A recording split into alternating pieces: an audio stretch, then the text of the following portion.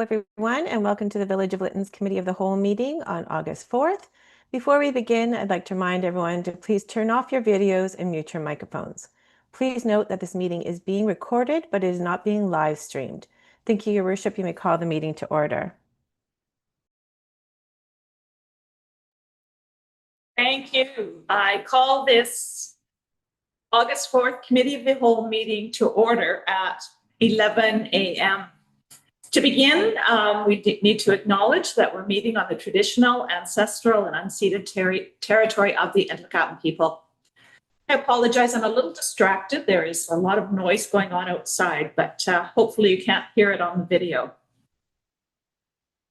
Just before we adopt the agenda, I want to remind everyone that Committee of the Whole meetings are intended for information sharing, discussions, and exploring topics and ideas, and that no formal decisions are made at Committee of the Whole meetings.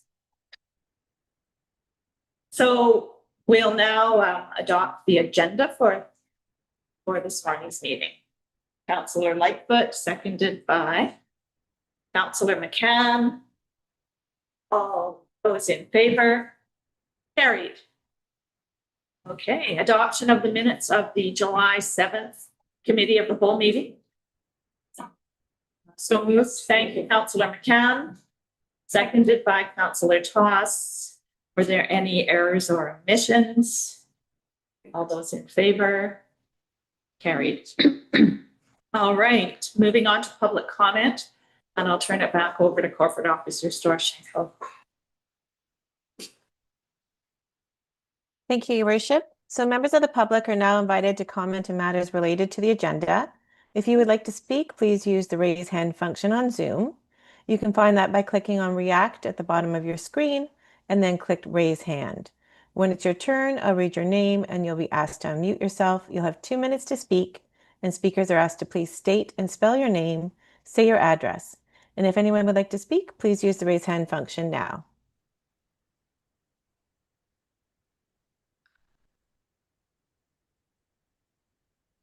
I'll call for a second time. If anyone wishes to speak, please use the raise hand function now.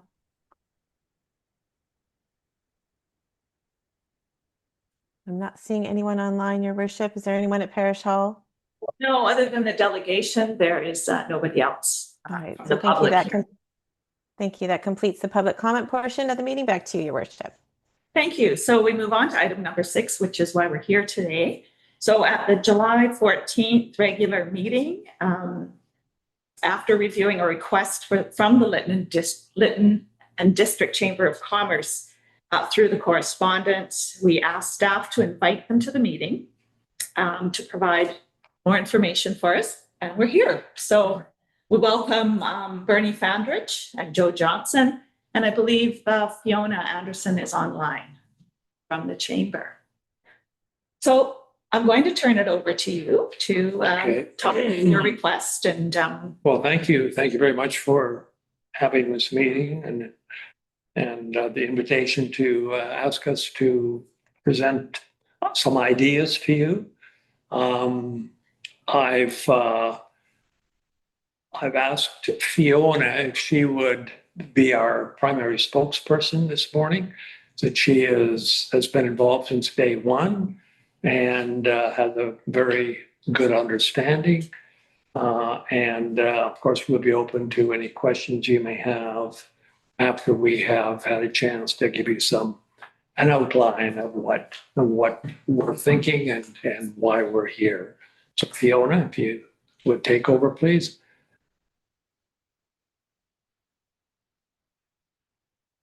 Okay, I am unmuted. Good. Thank you so much. And thank you again. I reiterate what Bernie just said. Thank you so much for this invitation. It's a great opportunity for us to explain what the chamber does and, hopefully work together with the village, as we do, but hopefully more in more ways when we're going forward. Because I want to be short and sweet, I've actually written my notes down. Otherwise, I'll get on a tangent and I'll go, all over the place and we'll never get to the point. So thank you again for being here. I wanted to come up in person, but obviously the road was closed, so I could not. So Yeah, so I wanted to talk about how this process started and how we ended up here meeting with you. So the process started in November when we sent our first letter to mayor and council that set out the idea for a fee for service agreement between the village and the chamber. At that time, we were spending many, many hours on trying to get AG Foods rebuilt, which we continue to do. The chamber worked with AG Foods, including introducing it to lenders, getting required appraisals, and basically spending hours with AG Foods because we know of its importance to the community. Like everyone we talk to says, we need the grocery store. So we were like really having focus on that. And my first meeting with AG Foods was in September 2021 with the province. So this has been a very, very long going process, and we're finally getting somewhere. But it has taken a lot of work. Um, we, in order to provide the funding of the lender that we found, has that made the chamber, has asked the chamber and required the chamber to be the project manager for the rebuild. So the chamber has entered into an agreement with the lender to do that. And so those are just the kind of things that the chamber does. It really helps businesses sometimes in the minutia of what is needed to make it happen. So the chamber has been there for AG Foods. We've also been working with other businesses, writing letters of support for Pacifican, lobbying for on behalf of businesses, arranging meetings, helping with insurance issues, and even providing financial assistance. Um, as some of you know, CN provided $100,000 to the chamber when right after the fire. The chamber has held on to that, and it is committed. And it about I'm going to say last summer, it actually wrote to all the brick and mortar businesses that had been in town because our focus was trying to get a vibrant downtown. So the brick and mortar, we decided to focus on them. We wrote to them and asked them how we could help financially. We did not make them do a whole financial plan or anything. I basically just talked to each business, said, how can we help? What's the best way we can help you financially? We don't have much money, but we have this amount, and we need to divide it among 7 or 8 different businesses. And then I came up with a pitch that I gave to the directors, and they agreed to it. So we are helping AG Foods financially. We've also, some of the companies, some of the businesses we haven't given money yet to, we've just promised. We say, when the time comes, when you've done X, we have this money in reserve for you that has your name on it. So as I said, CN gave us 100,000. I think we've committed 102 right now. Luckily, we had a bit of money from something else. So yeah, so as I said, all brick and mortar businesses were invited to attend, to apply. There was no detailed, basically they wrote to me. Then we had a conversation. We figured out how best we could help, including we've helped the Legion. I think bought them one of their stoves or something in the kitchen. I can't remember what. But we bought a computer for the Chinese History Museum. Like some were little, some were bigger. AG Foods was obviously bigger. And we're trying to help them as much as possible. But as I say, that is what chambers do. It's not usually quite as focused or demanding as it is in Lytton because of the fact that there was the fire. Obviously, there's a lot more to do than just the day-to-day helping businesses. We're actually trying to help the businesses rebuild. We're trying to actually encourage new businesses. We're trying to help the businesses get funding. But that is actually just the role of the chamber. The chambers do help business development, help economic development, work with individual businesses, work with the business community, and often the local municipalities, regional districts, whatever, provide a bit of a stipend. They don't pay for it, but they provide money to the chamber to help them get through these things, to actually help them reach out, to help them help the businesses. So in my letter of June 22nd, I provided 2 examples of fee-for-service agreements that literally that were just handed to me. I did not have to search for them. They're just very common. And so these 2 were given to me. They're not attached to the agenda because, as Lisa pointed out, thank you. I'm sorry I'm using first names, but I'm not very, I don't know the corporate speaker, whatever the village speaker. So Lisa said perhaps we shouldn't attach them to the agenda because although I asked these people if I could provide them to mayor and council, I never specifically asked if I could actually provide them publicly. So I'm sure they would have said yes, to be honest, but I didn't have time to go back. And so thank you, Lisa, for sharing those two agreements. So these agreements do basically the same thing. They have one is way more wordy than the other, but they basically do the same thing. The local regional district or municipality pays the chamber to promote tourism and economic development, including marketing, or to provide support to the business community by responding to general business inquiries, promoting businesses, and working to attract and retain businesses, basically what the chamber has been doing. This includes the development and implementation of programs to advertise and promote buying locally and, promoting the local in Lytton, I'd like to see promoting the local artisans, the farmers market, all those, the festival, those kind of things. So that is what the chamber is asking for funding to help the chamber continue what it has been doing, economic outreach, promoting local businesses, and encouraging businesses to come to Lytton. The chamber has prepared a two-pager, which it distributed at the car rally to encourage businesses to move to Lytton. And it looks forward to working with the village to prepare a more fulsome information package that includes things like business fees and stuff that the chamber just needs the village to sort of tell us about. So we look forward to making that a better, bigger package. But right now we have a two-pager that we gave out at the car rally.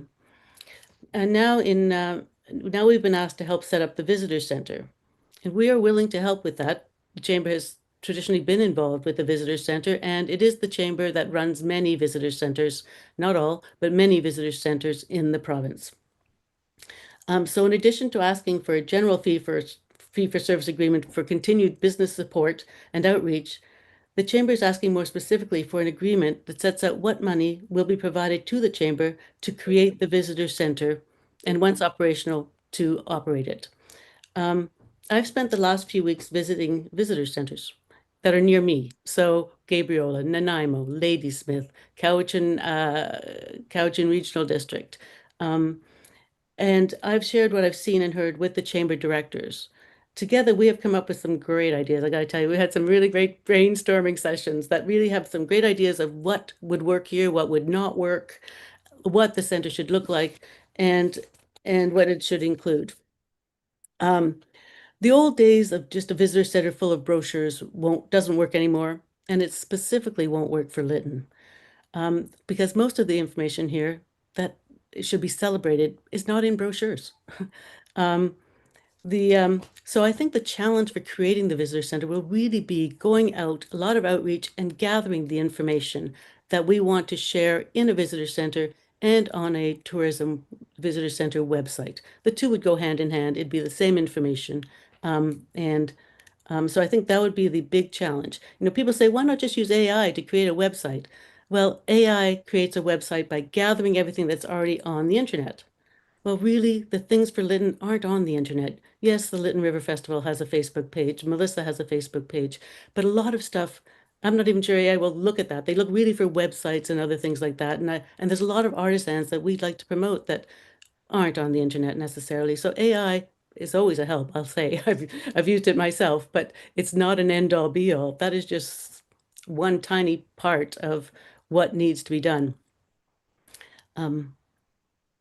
So we want to actually, get out there, get out in the community, up and down the Fraser Canyon, because some people will be driving through, but also locally to see what's out there, talk to people on what they want, how they want to be involved, how they want what they've got to be shared, advertised, that kind of thing. We want to be able to do videos and have a TV screen with video loops, which I believe the last visitor center had. Those kind of things. And I do think a big attraction in Lytton, and I don't know, maybe this comes from me being an outsider, is the artisans. When I go to the Lytton River Festival, I'm spending half my time at the at the basket weavers and all that kind of stuff. And I love that stuff, and I think everyone does. And I think it's a real draw to Lytton. So we'd really like to get, in addition to the businesses and the physical attributes of Lytton, we'd like to actually also celebrate, I guess is the word, the artisans. And to do that, we really need to talk to each, maybe do a video, maybe not of every one, because I know there's quite a few, but do little videos, have them on loops, have displays about the local artisans, have maybe a traveling, and these are just ideas, nothing set in stone. Having a changing art gallery as part of the visitor center where there is different products to be purchased, or just people can be directed to the artist. Um, I'd also like to see walking tours of the village. So, to kind of, and these are just my ideas, as I say, but these, I'm giving you examples just so you can see, what work is required to create a vibrant visitor center that really showcases what Lytton has to offer. I'd like to see a walking tour, with little maps saying, here's how you get to the hub. Here's how you get, to Spitlam. And here's, I think the fire is also a tourist a draw. Here's where the fire started. Here's the Totem Hotel where it was, and here's its history. And it was not rebuilt. And obviously the Chinese History Museum, but, there's so much more. And I certainly don't know it all. But, I'd like to see that kind of walking tour. I'd also like to mimic Gabriola. What it does is it is a large artist community, and once a year they have the art tour, and they give out maps, and every artist who wants to take part is numbered. They have and then that number is outside their house or at the end of their street with a sign, number 17 this way. And people spend Thanksgiving weekend driving from artisan shop to artisan, seeing their workshops, seeing the work, talking to the artists. I'd like to see something like that. And then in Gabriola, it's not just, although they have this one celebration for one weekend, those numbers stay up all year. The maps are still there all year. So people can still go visit these artisans throughout the year, but they have one weekend that that's celebratory, celebrates the artists. So those are the kind of ideas we have. And I say nothing's set in stone, but we have been brainstorming. We've got some ideas, but the bottom line is the information has to be gathered. It's not already out there. So that's going to take some funding. That's going to take hiring people to go out and talk to people, take videos of people. We want to have some outreach where people can come and tell us what they'd like to celebrate and what they'd like the visitor center to look like. And so we were asking for funding for that. And we know the funding that the village has is limited. So we're asking, but we know that the village received $100,000 from the provincial government for the visitor center. And I believe there should also be some insurance proceeds from the previous visitor center. And so if that village, if the village would like the chamber to set up the tourist information center, which it's willing to do, it is asking that this money be provided to it. Now, to be clear, it's by an agreement.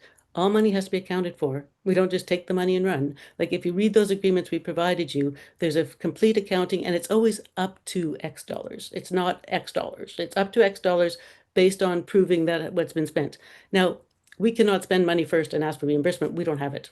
We have 14 members, the chamber, and that's our only source of income at this point. So, and we had made some money at the gala last year, which is some of it has been now distributed. So, so we are asking, for this an agreement that provides this funding to the chamber to be able to set up the visitor center. It would also like a commitment that after the center is created, there will be a continuing amount of money that is provided to the chamber. For running it. Now, I understand there's funds and grants and Destination BC and a Canada Work Program for the summers, and those are all great. And we'd be happy to get money that way. We don't have staff, so we don't have people to actually fill out those applications and spend time looking. So we would ask the village, maybe they could, well, if they commit to a certain amount of money, they could then try to get some of that funding from those grants. They have grant writers or staff that can probably reach out and get some funding that would help run the visitor center. In all the visitor centers I spoke to, all of them got money from their local district. Cowichan was their district, the city. There's 3 different groups that gave money to the Cowichan Valley Regional District Tourist Info Center. Not lots. It's not enough to run the center, but but it's enough to know that there's going to be some money coming in to help update videos, help staff when we can't get student staffing, when the village staff are not there. So we understand, obviously, the village has a lot of obligations now, and I know that the first thing you'll say is you don't have any money, but what the chamber is proposing is part of the funding that the village has received, and it is just economic development. It's, as I say, and these two examples I provided you are they're just very commonplace. Some are broader than others. Some are just for the tourist info center. Some are, as these two were, for economic development in the area as well. So the chamber is asking that it be compensated for what it's been doing, and not, as I say, not like a wage or anything, but just a stipend or some money that helps it cover some expenses, helps it do business roundtables, helps it do the gala. The gala last year was, I thought, incredibly successful. We were able to not lose money on it because we asked for sponsors. I'm not sure we can do that every year. You know, how often is MatCon and LFNEDC going to give us some money as a sponsor to, hopefully every year, but maybe not. So we are hoping that, yeah, we could be recognized for all the work we have been doing by providing us with a stipend that will go to actually helping businesses. It'll go to supporting us, attracting businesses, getting them to stay, and helping them rebuild. Oh, thank you. Okay, thank you very much, Fiona. All right, so maybe what we'll do is, council, we can ask questions, we can share thoughts, have our discussion regarding this request, I guess, this topic. Anybody like to leave? It was a lot of information. That was a lot. Get my breath. Yeah. Yes, if I just add a little bit, I mean, thank you very much, Fiona, very comprehensive, and I can't think of really anything that you didn't mention that we have at some time in the past while here had a discussion about. One of the, I forgot what I was going to say. You'll think of it. What was I going to say, Fiona? I don't know, but I can tell you, as I said, I wrote my notes down because I was so worried about going off on tangents basically and taking 3 hours to say really what could be said in 5 minutes. So I'm happy to share those with you if that's helpful at all, if you want to consider it further. There's nothing in there but what I said out loud. Yeah. And so I'm happy to share them. Yeah, I just wanted to mention one item that was very clear to me as I did the research and went online, and that is the nature of visitor centers is changing quite dramatically from what it is when we think back, 5 or 10 years. Even in this last 5-year period, there have been some pretty dramatic changes. And the younger generation has different needs, different desires, different reasons that they would go to a visitor center. So it's a little more complex in some ways because we can't just set up a physical space, put some brochures in there, hire a student for the summer and say, oh, okay, you're in charge of the visitor center here. And that is a thing of the past as far as the trends. So a lot of visitor centers have not adapted to the current trends, but there are a number that have as they see the need. I just wanted to mention that as well.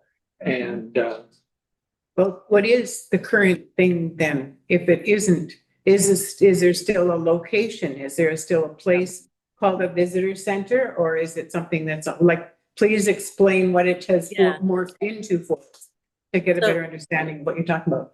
Yeah. Well, I actually physically visited 5 different visitor centers. And although they all have brochures, they're all brochures provided by the government about broader areas. So my favorite one was the Cowichan Valley District. It was really nice. It had big, huge placards, like big, huge displays for each. They had like 5 or 6 different areas they wanted to showcase in the region. They have wine region, they have cheese, they have artisans, and they had beautiful displays on, a bit of history about each one of them. Now they have the benefit that they're right beside the logging museum or a museum, BC Forest Museum or something. So they have a huge parking lot and everything, but they also have a really nice sitting area, which I think it'd be great to have a sitting area where people can come in and meet their friends. Somebody's coming from Lillooet, someone's coming from Hope. Hey, let's meet at the visitor center. Let's get internet that's available. We think the videos Not all of them have everyone had videos pretty well, actually, with loops and stuff like that. Um, but Wells Gray Park, they have iPads that are usable by, by people. So they can just come in and do their own searches because no matter how local the whoever's attending or whoever's staffing the visitor center is, they're not going to know everything because everyone has different uh, unique desires or interests. So it's, if they can do their own searches. Now there's a little trick to that because you can't actually have them just wide open internet because, well, apparently, according to the Cowichan, they then just screw up the whole computer, freeze it, and they have to keep coming back and logging in and everything. But Wells Gray has a software program where they have only 7 or 8 websites that can be searched on the iPad, Drive BC, forest fires, camping, those kind of things. And so that's helpful.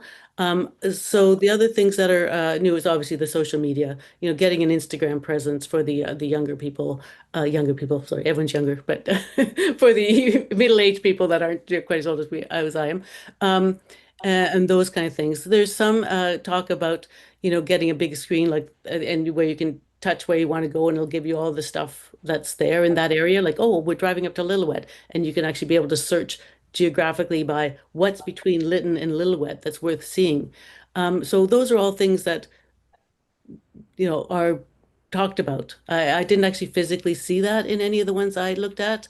To me, the key is providing information that makes people want to stay and makes people want to buy locally and those kind of things. So make it easy to use, actually. So that's what Bernie's talking about, is making it easy to use and easy to see the stuff. So the videos are good. Some screens that enable people to do their own searches, whether it's by touching, a map or just the traditional, typing in their query. And of course, knowledgeable staff. I think it'd be good also because the visitor center won't be open day and night to have some great signage outside. And if we can do it through a window where there's signage that can be updated, so it says, here's what's happening today. Here's the weather today. Here's the road conditions today. So people can stop in and say, oh, the visitor center is closed, but oh, I see that Highway 1 is open today. That's great. Or that, those kind of things. So it'd be great if that information could be available 24/7. And the only way to do that I can think of is actually having a big screen that's actually out the window, like looking out the window so it can be updated rather than having it outside where it could be damaged or, affected by the rain, the wind, whatever. Um, but the brochures it would never have worked it would work when brochures were way more common, where brochures were made by, I don't even think, does Lytton River Festival have a brochure? No, I didn't think so. And Melissa, I don't think you have a brochure for your, that's not the way to go. It just isn't. I mean, and the brochures I did see were all created by the provincial government. And so they were just big campgrounds in the area, and those, of course, you still want. People still want those. People want maps. People love maps. So, so, Yeah. yeah, and so if you can get, now some will not be that useful, but if we can get some actually made of the hiking or, or some not completely created, but obviously there's So hiking with that's, Stein. sorry, Fiona. So that's something that the chamber would do, though. That's what you're suggesting. That's if they right. had the funds to do. Okay. That's So exactly right. let's get some thoughts, questions from council. Maybe I'll begin. As you know, I was at the visitor center before the day of the fire, actually. Oh, really?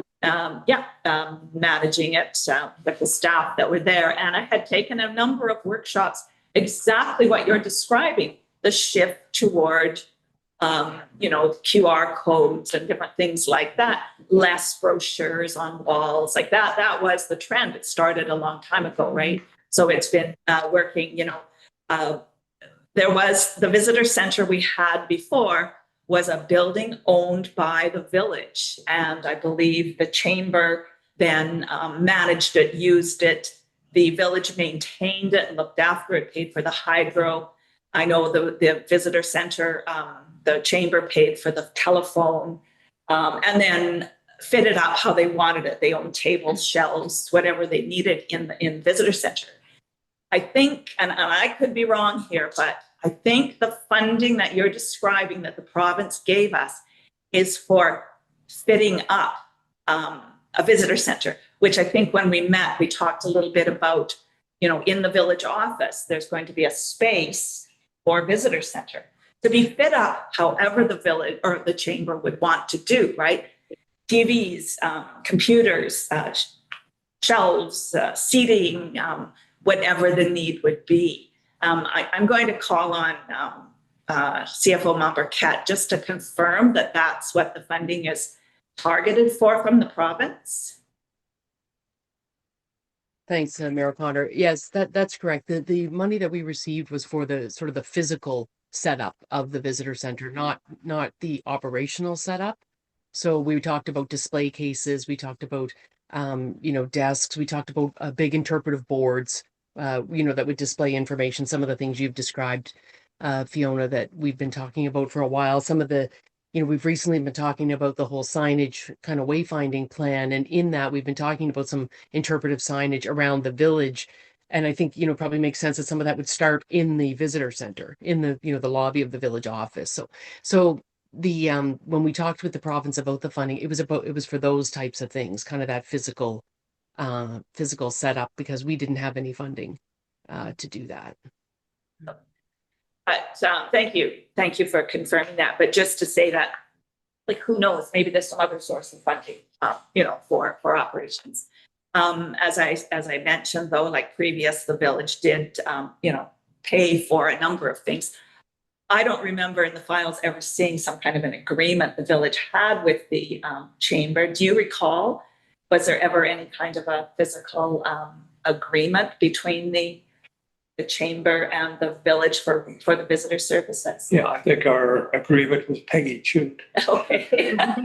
Right. And it would have been something that would have been in place for years. Yeah, right. But I could check basically, I may have it something. yeah, my computer. I would think it was something like you provide the service for the visitor center. We will provide the building, Actually, there is an the agreement height somewhere. I for- do, yeah, I that do would be, have something. that would be good yeah. to see.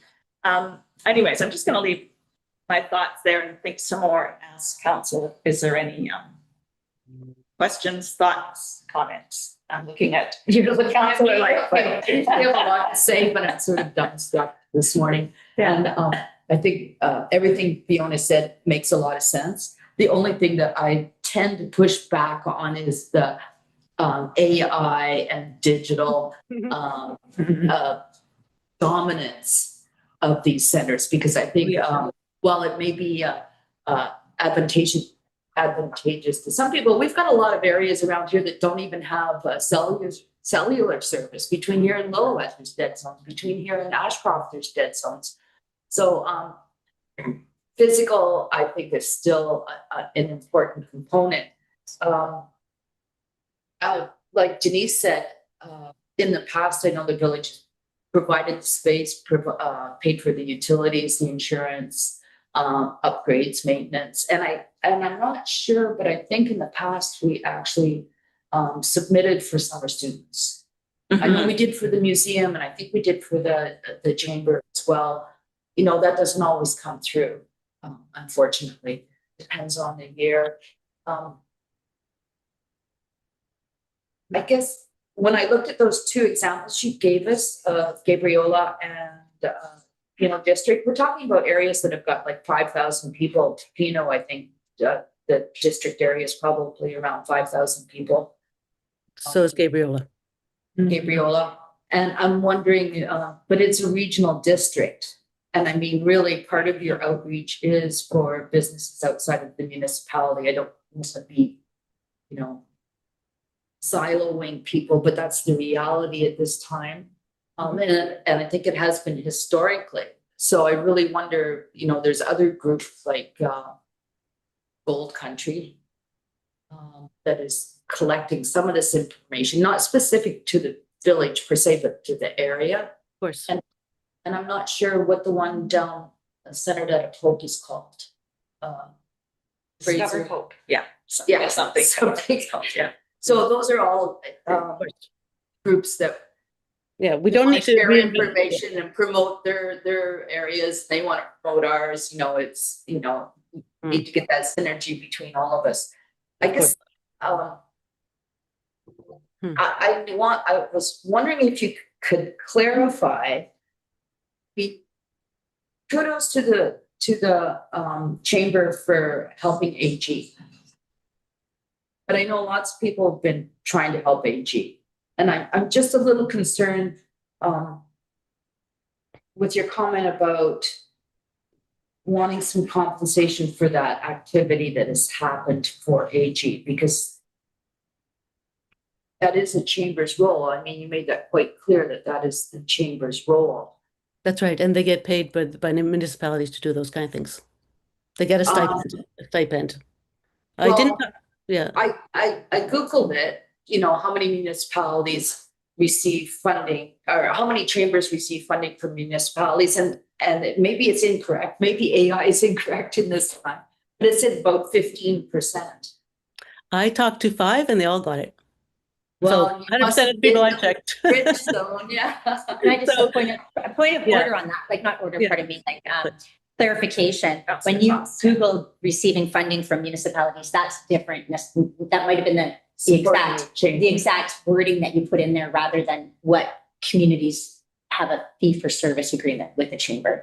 So it could have been the way you Googled it. In AI, I looked up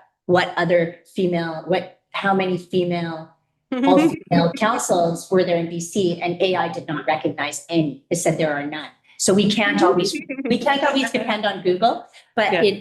I guess you're making a case for virtual versus. No, I'm just making a case that I think it's Okay. semantics. I'm saying it was like just a nomenclature thing that could have perhaps resulted in that result from your. Anyway, I don't see, I'm, as much as I support everything you're doing, I'm thinking, in my head, I'm thinking, those are really worthwhile projects. Where can we find money for them? Mm-hmm. Right? And I don't know that it's the taxpayers of the village of Lytton. yeah. And it may not be, it may be, but if you guys can help us find that funding, because we don't have the staff to, go to Destination BC, fill out the grant applications, all that kind of thing. We don't care where the money comes from, but we can't build a visitor center without it, without some funding. So that's an area where I think we could probably help if we, I mean, I keep hoping we get a grant writer, but if we can identify what the objectives are, and we can find someone to write grants to find those funds to accomplish it, that might be, Totally fine. yeah, that might work. And many of these places do require the village to actually apply for the funding. So Yeah. Yeah.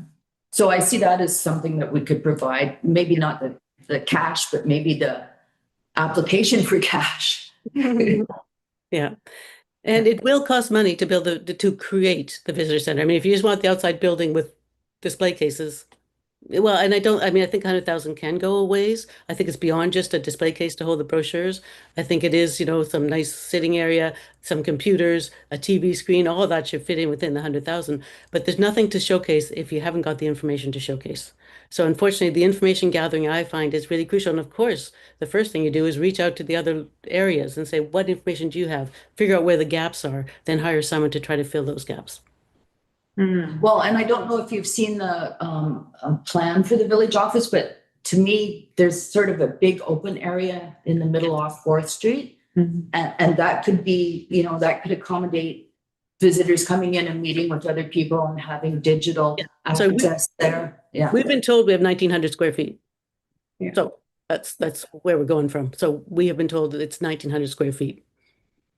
So Okay, I'm going to move on to other council members to see if anybody has any comments. Councillor Michelle, you're online. Do you have any thoughts at this time? Not right now. I'm just absorbing it all. I've never had any dealings with the visitor center or the chamber, like on how it runs or anything. So I'm just taking it all in. Okay, thank you. Councillor McCann or Councillor Charas? I already spoke. You go ahead. Sure. I am, I think everyone knows, very much in favor of creating these relationships formally. And I, being the council liaison to the chamber, I've been privy to the amount of work that's gone into AG Foods, literally hundreds and hundreds of hours. And in one of our directors has, spent time on his holiday doing this. And I don't think it's unreasonable to ask for compensation for that, given that we're spending a lot of money on economic development with our EMCR grant funding. And that if some of that could be somehow allocated to the chamber that to do the work they're already doing and supported by Maggie and Carolyn that are officially in those roles and receiving a salary for their work. It also has the added advantage of keeping the money in the community rather than for people that don't live here. I think that physical things are important. I think, especially the older generation, like those maps and pamphlets and things. So I was at the Edmonton Bison Interpretive Center or whatever, and it's a beautiful visitor center. And one of the things they had was, like you mentioned, Fiona, which I think would be incredibly appropriate for our situation, is like a digital screen where you click on Drive BC, you have like maybe 15 options on your screen. You've got the maps, you've got this, you've got ski hist, you've got whatever the businesses are, maybe a link to the village website. That's incredibly appropriate. I think also there's a ton of value around the history of the 2021 fire. I think, like you mentioned, Fiona, people are very interested in how it started, what the status is, what happened, and the interpretive signage around the village that goes with that.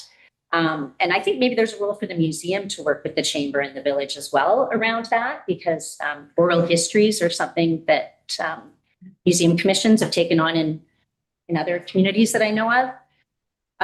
So yeah, I'm very much in favor of everything that Fiona has brought up. I'm trying to think of what I'm missing. Just having been on as a liaison as well, I've realized how much the chamber connects the outside community to the village. You're talking about like, this is just it's just the village interest maybe that we're paying for. But what the chamber has done, in my experience, when I'm sitting at the table, is I've heard from members of the TNRD, and specifically Lytton First Nation actually is where I've gotten most of my information about what Lytton First Nation has been doing in terms of economic development has come through the chamber and not through official channels with the village.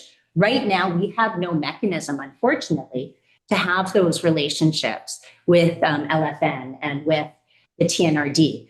So there's so much value for the chamber to really connect the region. Like it's a regional interest, and it is absolutely indispensable for our community. And I think that we would be remiss if we did not officially recognize the work that's been done already. And we're going off and hiring people out of the community. I think there's a role for the chamber to be recognized here. Thank you.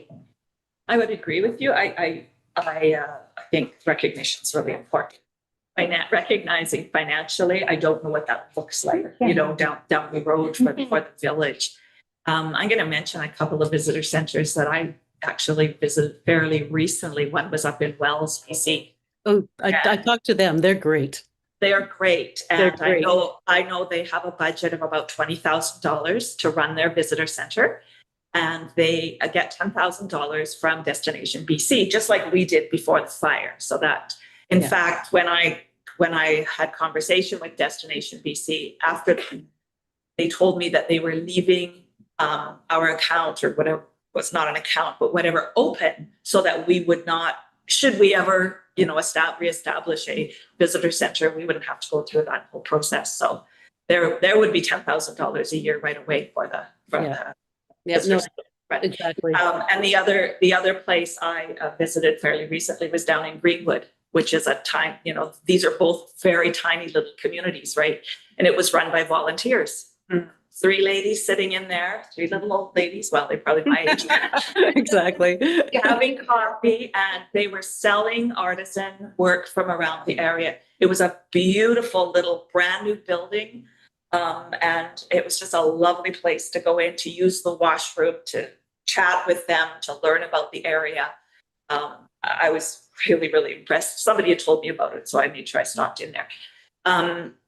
And so those are a couple of very small communities, which is what we are here, right? We're still a very, very small community. And I do, I recognize the importance of it. I think the visitor center has its place. I think the chamber has its place, right? And its purpose. But saying that, I'd like to hear a little bit more about the chamber. I know you have 5 directors.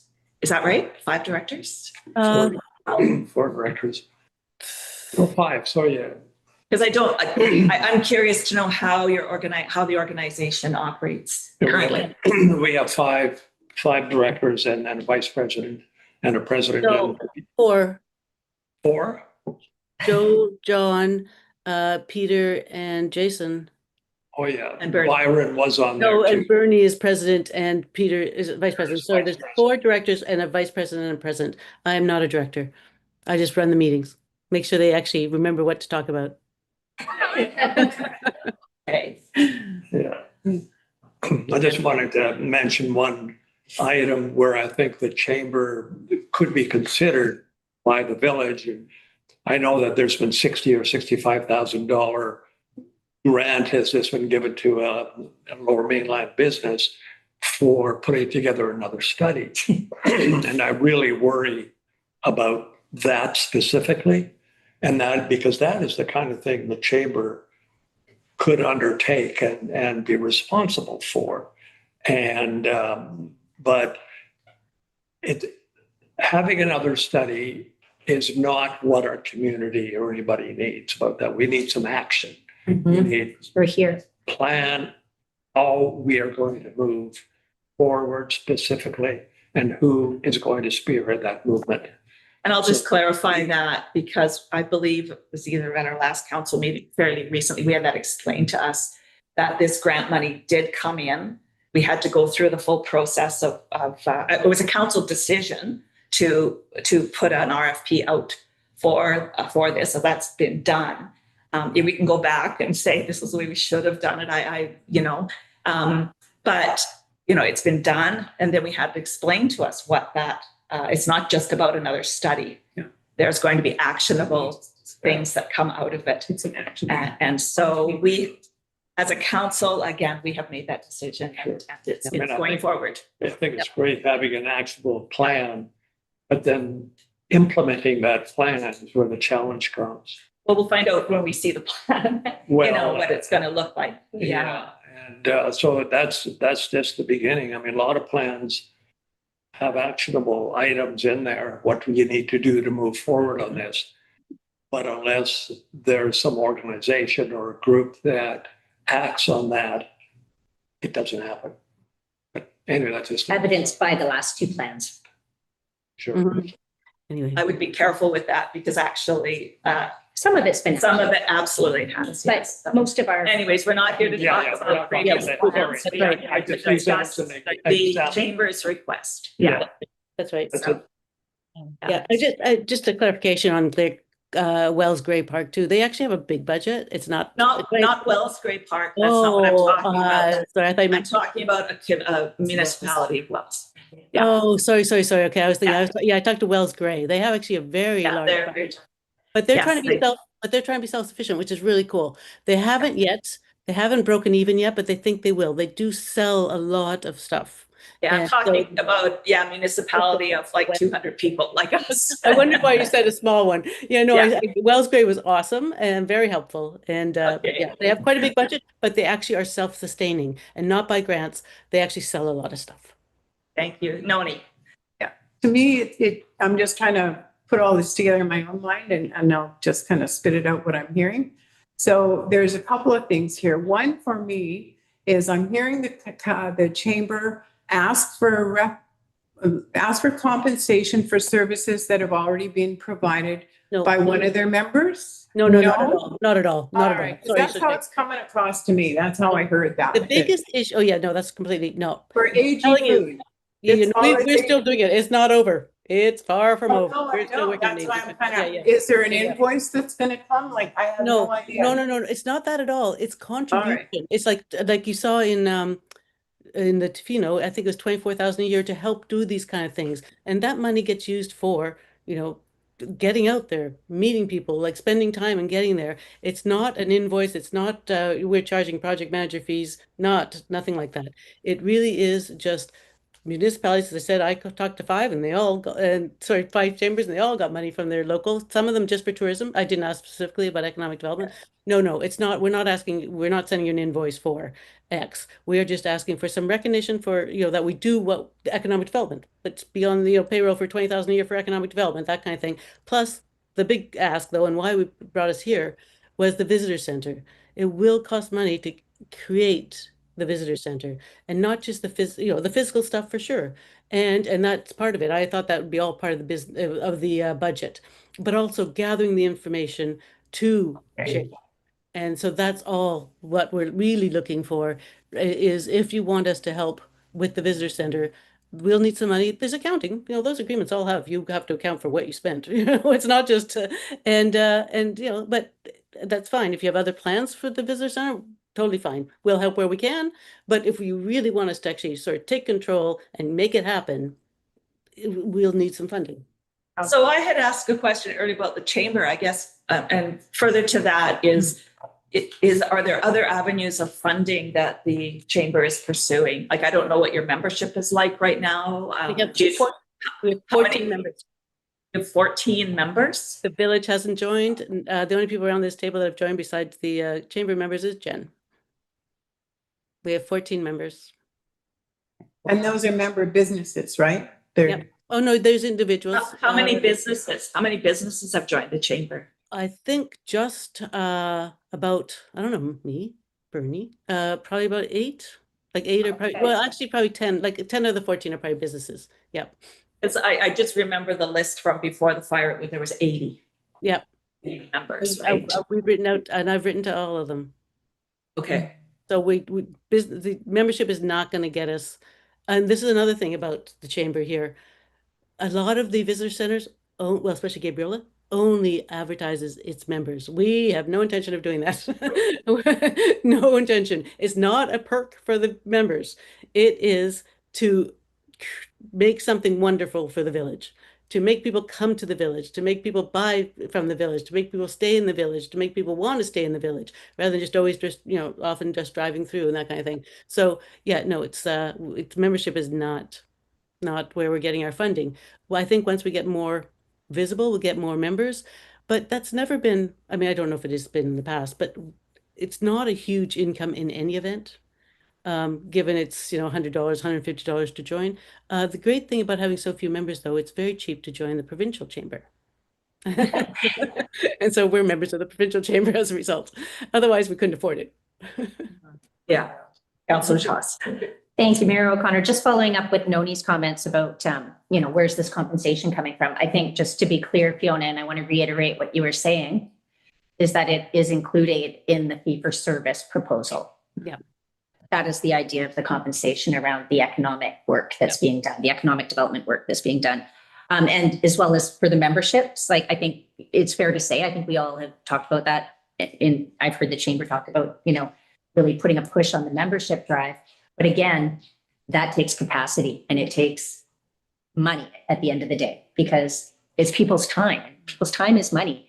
And people are working really, really hard with no recognition. And I think and I think what the chamber's asking for is a little bit of support. And I think that's completely appropriate. And that would help with the membership drive.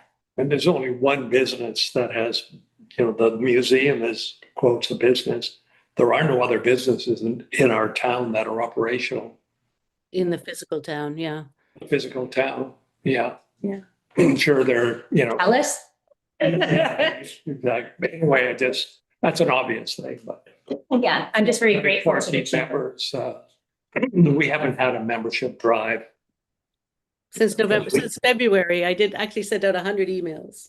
Oh, yeah. I sent it to everyone on that list, Denise. Forgot about that. Yeah.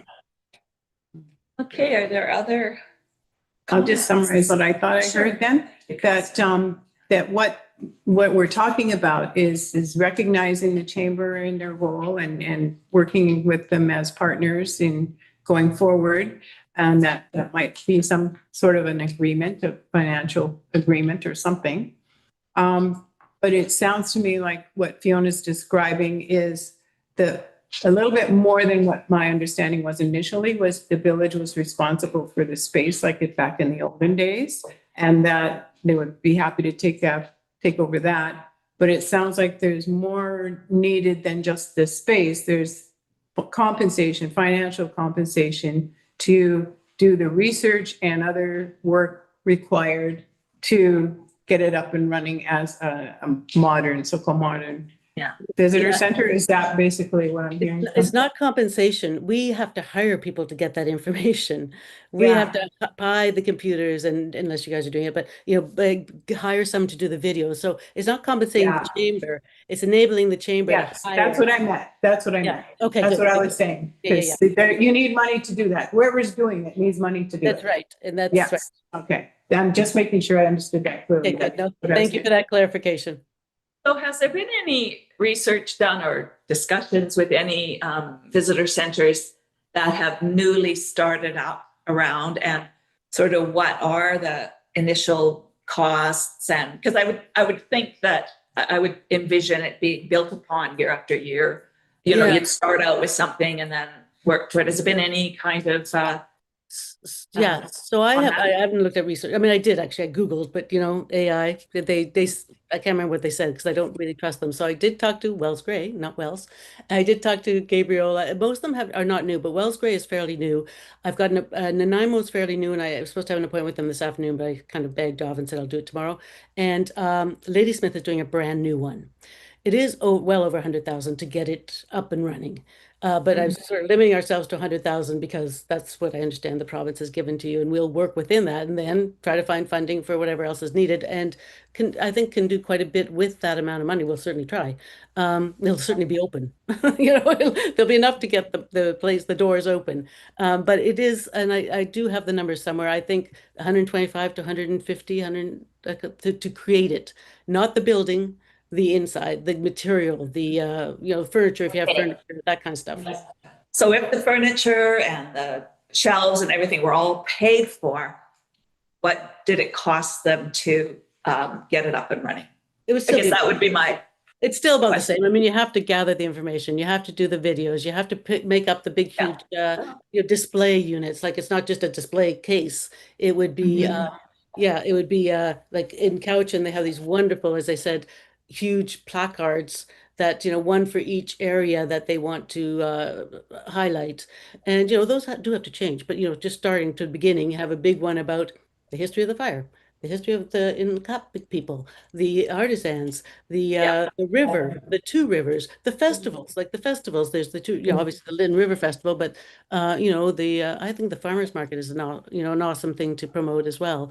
I would think it'd be. I think it'd be really awesome.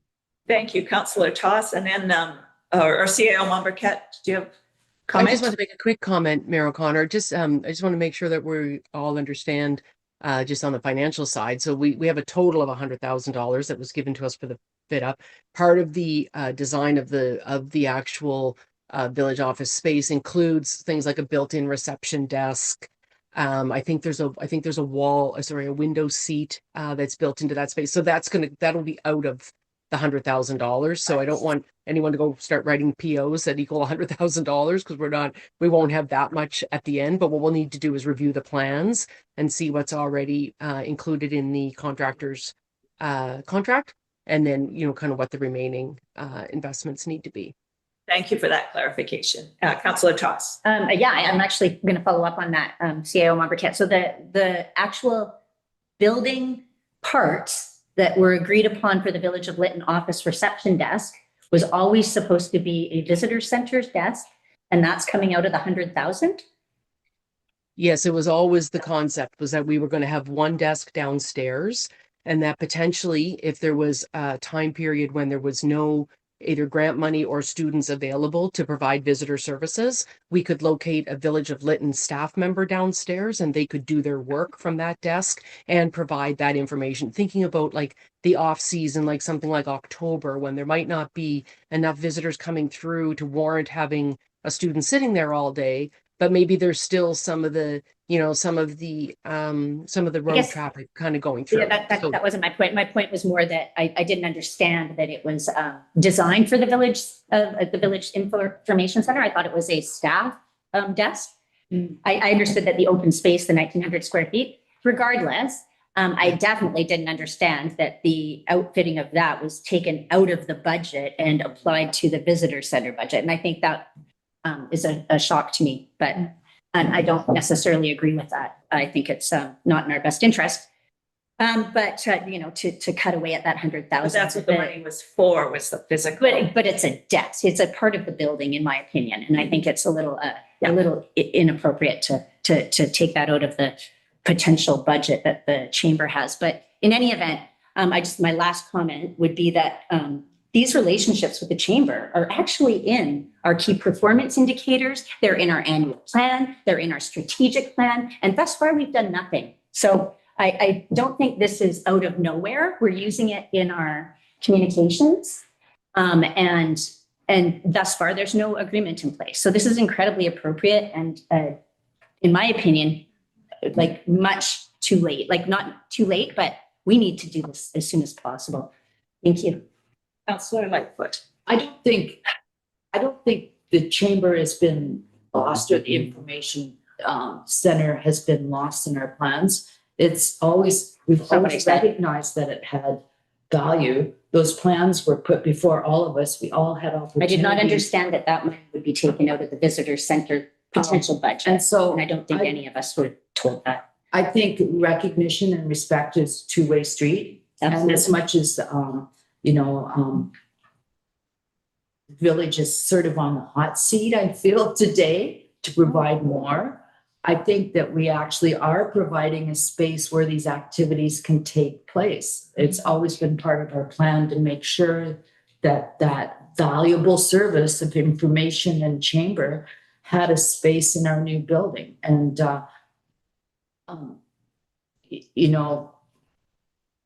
I don't know how the new building in Greenwood, I'm not sure how the funding came about to create that, but that has been sort of the village's contribution historically, is the space and grant assistance wherever we can to make some of the operational costs less.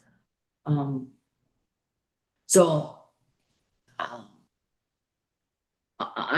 disappointed if the chamber doesn't feel recognized or respected by this body, because I don't think that's the case. I think we do recognize that it's a valuable service. And I guess my question is whether the chamber has the money and hires someone to produce the materials for the center, or whether the village hires someone who works closely with the chamber. Does it really matter?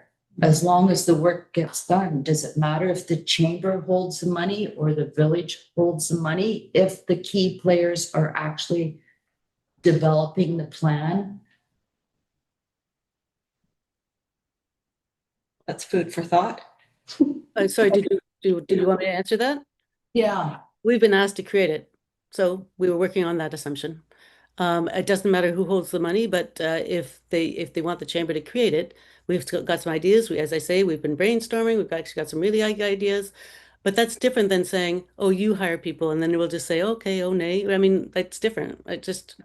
It's not us creating it. It's us just being a sounding board, saying, "Oh, here's what you got. Okay, here's what we're doing." And so, if we create it, we'd like to have the money to create it. Everything would actually be accounted for and provided, and we hope to hire locally and do the local outreach and all that kind of stuff. If the village wants to do it, I'm okay with that. We're actually all okay with that. We won't take that big of a role. You can come and ask us questions if you want. When the time comes, maybe the chamber will help run it, like operate it. But this was all premised on the request that was made of us to create the village center, the tourist center. Well, I could be wrong, but I think the request was to help create the physical space inside the well, then what do you help. show it? what are you going to have in there then if nothing is there but desks and couches? Like, where's the information coming from? Well, that's what we went to that's what we went to the chamber for when we had a meeting to say, what is it that the chamber would like to see in the visitor center?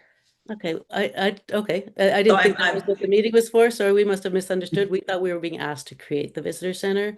If you want just our help, then just come to us when you need us, and we'll answer and see. Yeah, that's fine. We're not making any decisions here today at all, but No, we're Yeah. just clarifying Yeah, because just- it is a bit murky, I Yeah. think. I think I'd like to reiterate that we have used this as the village. We have used our relationship with the chamber in our annual plan, our key performance indicators, our strategic plan. And as yet, there's no formal agreements in place. I think that's disingenuous of the village to be using it in promotional material essentially, and not putting our money where our mouth is. I guess the question is what money? Well, then don't put it into our annual report. Don't put a key performance indicator that we are going to create. Yeah, we're with not the here to chamber. discuss the annual report.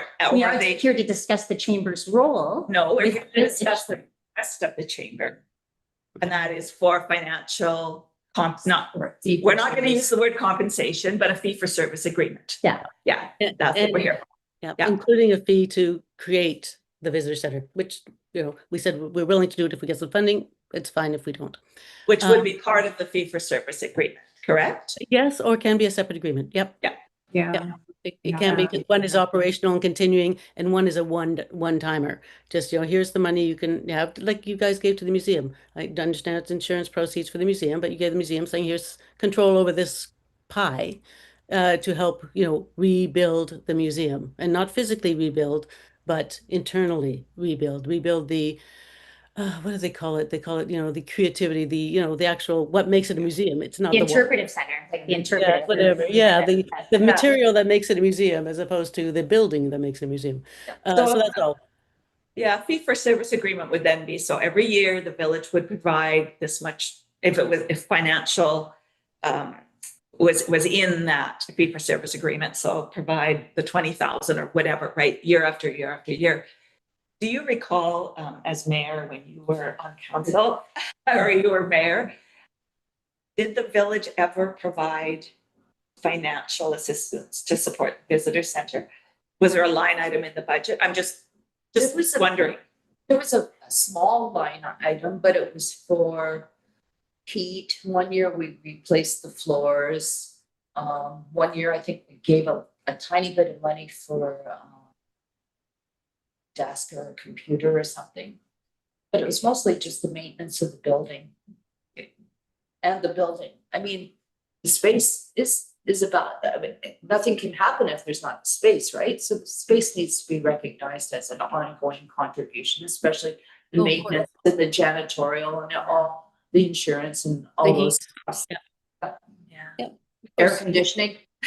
I think we have to get away from this idea that we're doing the chamber a favor. I think it's. So it's no, Because it's a symbiotic relationship. I see it We quite the each opposite. work better together when we work towards a united goal. As per our literature that's going out that we have, that's our goals are to work with the Well, chamber. that's not why we're doing it. We're doing it because it's a good activity. to do. Absolutely.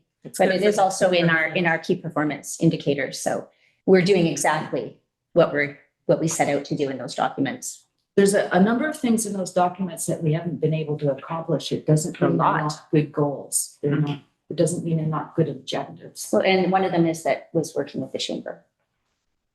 Yeah, that's why we're here. Yeah, exactly. That's why we're here.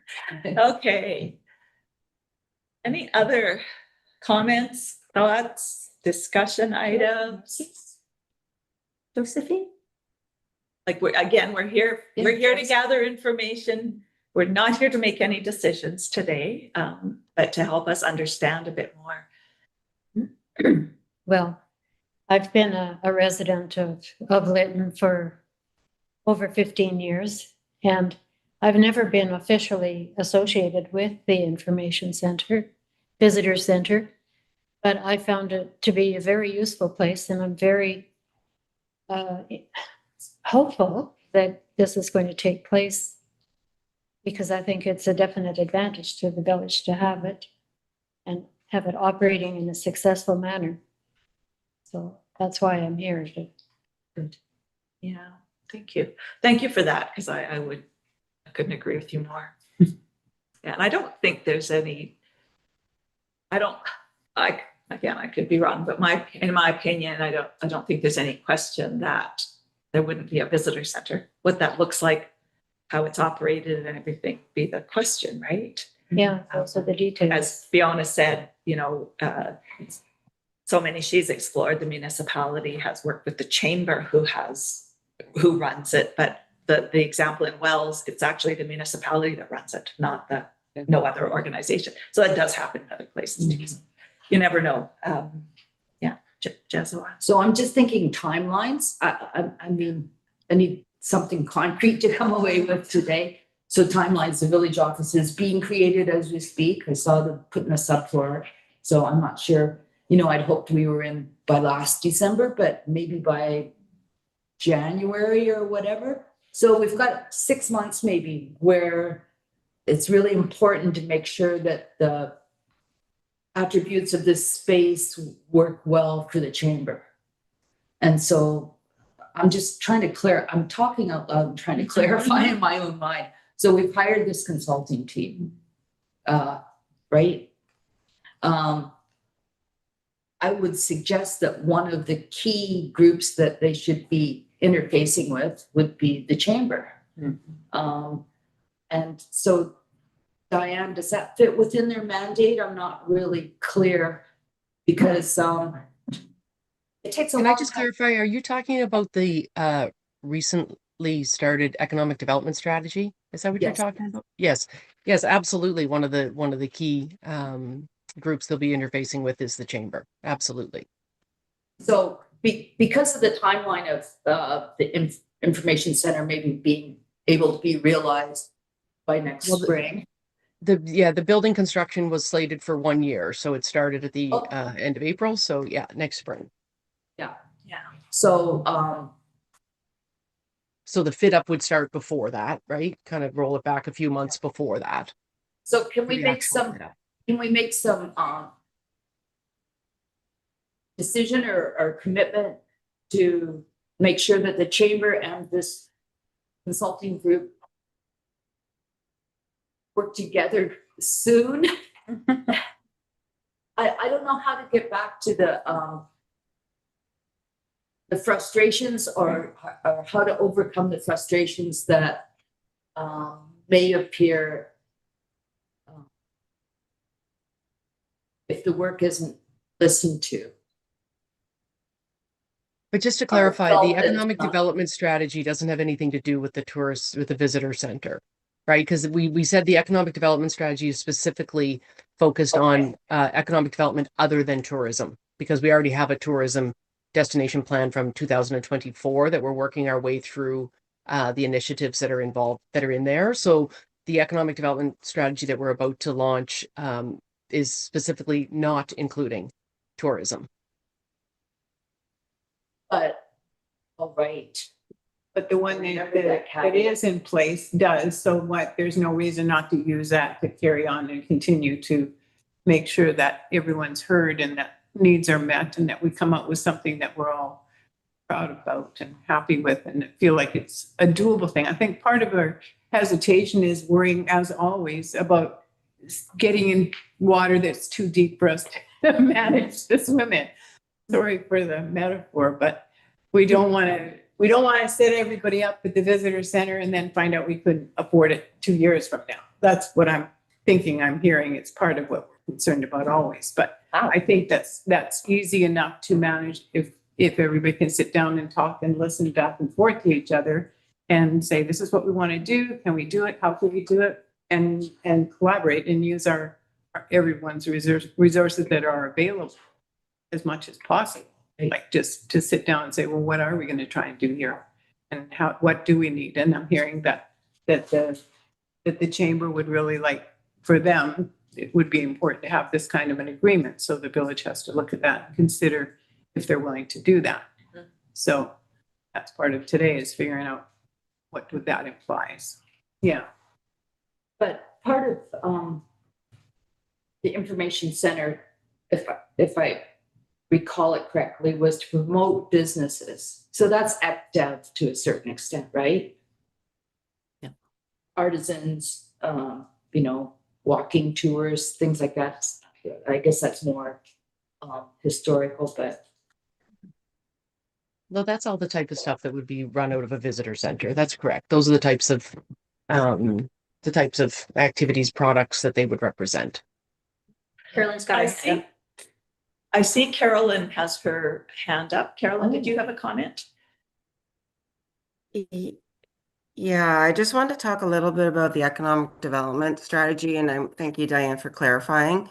The work program, as mentioned at previous council meetings, has extensive engagement, of which the chamber is a key component. And what might be interesting to know is what the chamber's interest is in non-tourism related businesses, because that's really, as the CEO member kept mentioned, is that focus. Chris is actually, the consultant is on the call, obviously, because this is an important discussion. And also the work program, as I said, had quite a bit of engagement with the chamber. But I just wanted to make sure that it seems to be very heavily focused, the chamber's mandate on tourism, and I just want to make sure there is an interest with them to look at other forms of economic development. Well, they've done AG, that's not tourism. Yeah, I think given the hundreds of hours that the chamber has devoted to AG Foods rebuild here for zero compensation. I mean, you're asking us to donate our time and do everything, and yet you hire a contractor and they get. No, I would disagree that we're not asking you to. Well, this is what's happened though in the past. In the past. So okay. That's the reason Maybe a council. We are asked for a fee for service agreement. So when we do and are capable of doing what we do, that you recognize us before going to somewhere else and then asking us to donate our time. But anyway, I'm sorry, I shouldn't. Yeah, I guess I struggle with the asking you to donate your time. Believe me, I'm so appreciative of what the chamber has been doing. And we've done it through necessity because we understand the importance of the rebuild in our community. And you just have to realize that as a village, we cannot help an individual business, right? Some people say to us, well, why haven't you helped rebuild the grocery store? We cannot do that. So we are incredibly appreciative that the chamber has taken that on. I think that's the economic development, like the village is responsible for supporting businesses. Absolutely, Yeah. generally, yes. Yeah. Yes, absolutely. Yeah. Okay, thank you, Carolyn. Sorry for that. Councillor Lightfoot. so I'll apologize for confusing that last contract that we made that actually excluded tourism, but I guess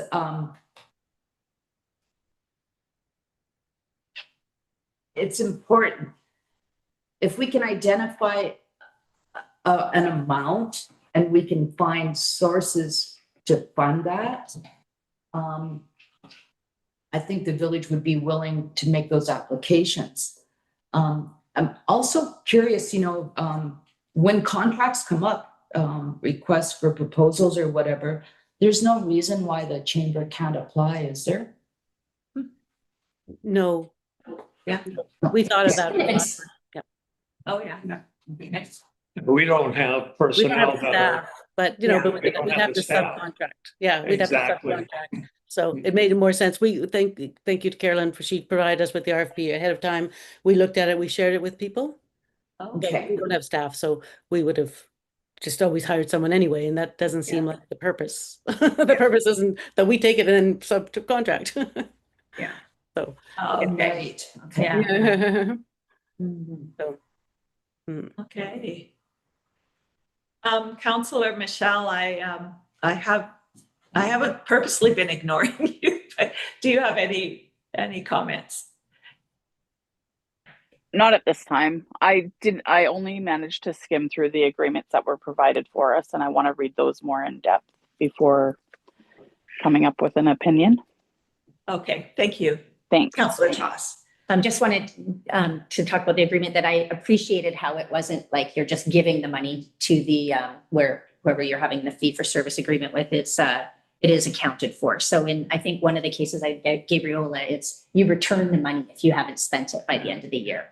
So if it was $100,000 or it's $20,000 and you provided all your receipts up to 18,000, the two goes back to the village at the end of the fiscal, is my understanding in those agreements. So it's very much accounted for. Yeah. And 100%. and because the chamber's been operating on such a shoestring, I think it's fair to say that they're very adept at stretching money. So I don't think you will see the frivolous expenditures that we have seen with the chamber. Mhm. Okay. Councillor Lightfoot. I actually liked the Tofino one. I mean, it was a lower number, of course. That's not why I liked it, but it laid out specifically Yeah. what was required in the reporting or whatever. I think it was 20. The Gabriola one is 65. And it wasn't really clear what they were providing for that. I didn't find it very insightful on what actually was being purchased for that amount. I agree with you. I prefer the Tofino one as well. Yeah.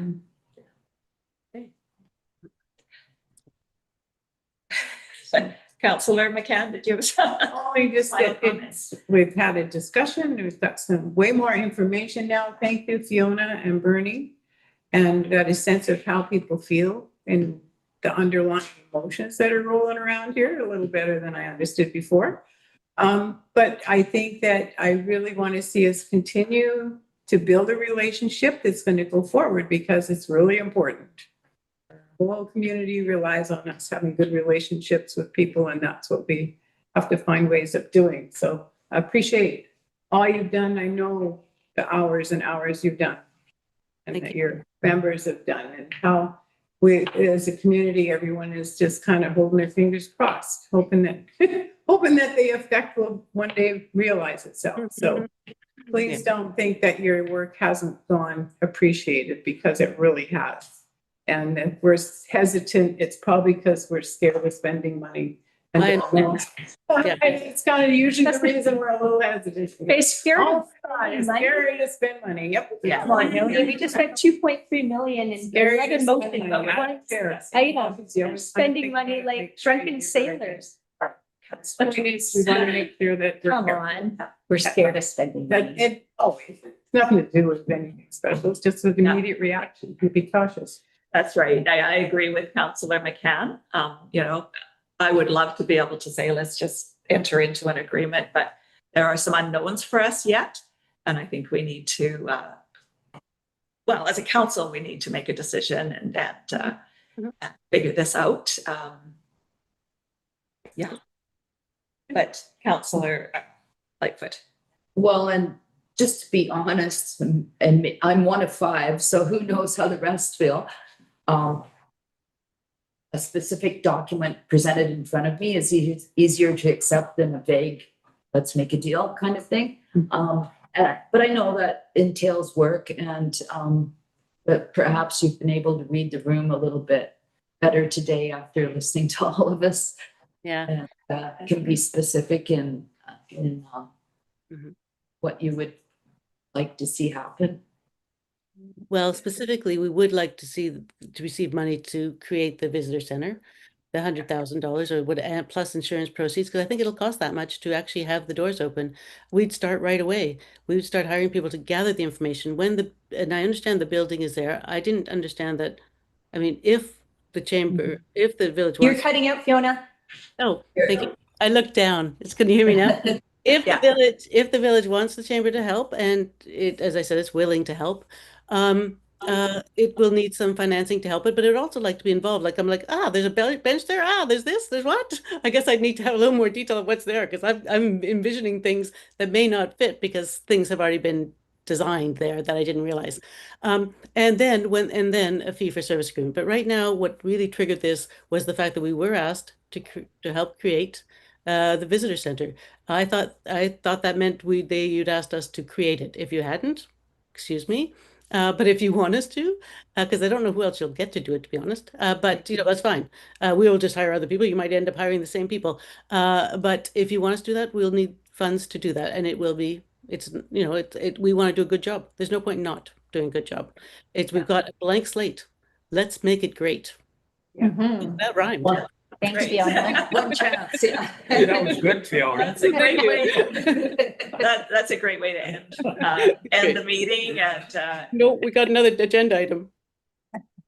we have another agenda item. Oh, okay, I apologize. I keep writing it down so we don't forget. Well, I only have one agenda item Oh, sorry. here, but Do we not have the archaeology? Archaeology? Archaeology. the letter that you you sent to We had, the art branch regarding requesting funding for. So mhm. you want And they to? did- Yeah, sorry, and they did turn us down, but we had sent a separate cover letter to you guys, and don't have to discuss it. Have just a cover email saying if they turn us down, will you consider finding some funding? We're not talking, and this is to give people peace of mind, and who are potential buyers of property, especially we care especially about businesses, but businesses also need customers. So if there's new purchasers of property in Lytton, we are hearing hesitation. We're hearing hesitation from someone who has bought. They're a little worried about building because they're worried about the art costs. Now, I'm just looking, and this is something to consider if there's some way they can help. And I've got a couple of ideas. Actually, just got them right now. It could be okay. I know you guys are much more comfortable about how much the art costs are going to cost to clean up because you've seen it, but new buyers aren't. They're really nervous. So if there's some way that the village could say, well, if your art costs are beyond X, the village can pay a grant for that amount or something to that effect, something to encourage, to get rid of the uncertainty, really is what it is. To get rid of the uncertainty of new buyers who are afraid to buy because we're seeing, how true, it is for Lytton or not. We are seeing horror stories in the newspaper, $160,000 in, wherever it was, somewhere in near Kelowna or something, because there was something on it. We know that's unlikely to cost that much because there's been a full service, some work done already. But if there is some way to take the uncertainty or some of the uncertainty away from potential buyers, I feel it would go a long way towards encouraging buyers to buy and build. Yeah, I hear what you're saying, Fiona. Yeah. For some, to me, it is a barrier, right? I don't know what it would look like for the village to provide. I know we can't support individual businesses, right? We know that. So do individuals. So is there a way to get around that? And would we have the funds to do that? That would have to be something that, if it was to come along, maybe it was discussed. I don't know. Councillor McCann? Sure. I think, Fiona, when you just spoke, it made me think that as the province adjusts their program and changes their program, I think it would be really valuable to keep that information current and to keep it available for people so that everyone knows what the new rules are and how the rules have changed and how this is going to affect you. Because a lot of what we've been talking about is what they're trying to change and adjust in their regulations in the province for archaeology, right? So I think it's important that we make sure that people are aware of that, any changes as they come forward. And maybe even what is being proposed isn't a bad idea to let people know. Because I found when I heard some of that information, I was getting a lot of this letting go of stuff I was worried about. So just knowing where the shift is moving to, it's not going to be any money for anybody. And we all know that there's still not going to be any money out there. But at least the process is adjusting in a way that makes it easier to do and more approachable and more sustainable, I think, in my opinion. So it's, but I think we could do that as information sharing for sure. It's not going to cost anything, but at least it will help people to know, like you're saying, that this is reality for us. Yeah. For what we've experienced here. Yeah, I agree with you about that. But what their uncertainty is dollars. So, there's people aren't buying. They're like, hey, this lot is 400. Well, is it going to be another 200 to clear it? not worth it. So, and it's not. We're really sure it's not going to. But to I'll convince share them, but our I'll share- word is not good enough. I'll share a quick story that I think it was last week, Thursday or Friday, there was a developer in town here looking around. And I heard this secondhand. Didn't talk to him, but the person that spoke to him said, well, there's all this archaeology cost. And the fellow went, it's all part of the development. Yeah. Don't do that very often. I see. But they'll Councillor add Toss. on. Yeah, okay. Go ahead. Yeah, Councillor That is Toss. very true. Like the big developers are like, well, that's just in their budget. However, for the type of demographic, I think we're attracting, I think the pennies do count. I think that we attract here in Lytton people that want to save money, that don't have big budgets. We have a lower socioeconomic demographic that come to Lytton and want to purchase property because it is cheaper. We're not getting necessarily the big developers in droves, but you never know. I think that, the HCA-TP information, while it is evolving, it is actually more uncertain than it is certain at this point. So to say that we're going to be able to provide certainty through the changes in the HCA-TP, at least at this point, is not going to make anyone feel better because there is no certainty right now. The legislation hasn't come to the table and it's not yet even tabled in the province. So there's a lot of unknowns around that. I think also this council, when we first came on, we were kind of sold on the fact, we did a lot of archaeology as part of the debris removal, and we were sold on the fact that the shovel testing would mean that nobody would have to do archaeology afterwards. We'd save everybody. Isn't that right? Yeah, that's what they told us. So we kind of got hoodwinked on that because now, of course, these costs are emerging and it wasn't done properly the first place, which is concerning, but I don't know what we can do about it now. But there was obviously some zigs when we should have zagged back then. I wonder, I know the Two Rivers Society gets money from Tech Mines. Would that be potentially an avenue for some funding for this extra archaeology? They take an interest in helping build communities in the area. And archaeology kind of goes in with the Indigenous interests as well as establishing that kind of thing, and which they're very much supportive of. I wonder if that might be an avenue for some funding for some archaeology. So that's one idea. And then I just wanted to say, Fiona, I like your idea. So like if you're going to spend more than 20,000 on archaeology, there's an additional 15 available to you from the village. And not necessarily directly from the village, because as you said, like there's ways around that. But we have the grant funding for non-burn or for burnouts. So maybe there's a way to give that past the 20 grand or whatever to provide some certainty. And then most people's, like mine came in at 8,000. So might not even impact the village budget.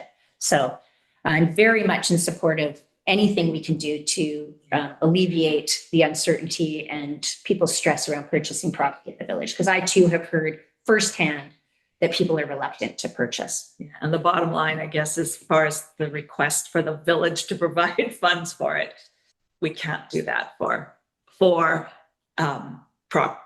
businesses, individual business. Yeah, But you I can think do- yeah. So there may be, as we said, as Councillor Toss even said, maybe there's some other avenues. Councillor Lightfoot. But, we pursued this to some degree, and I think it was very clear that the money is only intended for those that owned property on The EMCR 21. That's right. That's right. They said that. But so that we're asking you, can you find some other source? Yeah. That's right. The MCR said no, and they said to ask you. Yeah. Which speaks to the fact that they say that it's appropriate for the village to do that. So, All right. So did that cover your other? Yes, it did, and I just went through that very fast. So that you guys can think about it. It's a very clear request. You understand it. So yeah, you know where we're going with it. so Mayor O'Connor, you said there's no funding available, and it sounds like we're shutting that down. Is there an avenue to explore that? What I said was the village cannot provide funding to support an individual business. So what I think the chamber's asking is to explore ways to get around that. Yeah. And I'm hoping that it doesn't just end here and we drop it. Yeah. Or to pay for individuals, because individuals are customers. Or like you said, maybe they could apply to the mine and see if When there's, you say they, do you mean the chamber? I don't know, whoever, right? Not us. Could be. They're not gonna give us chamber money.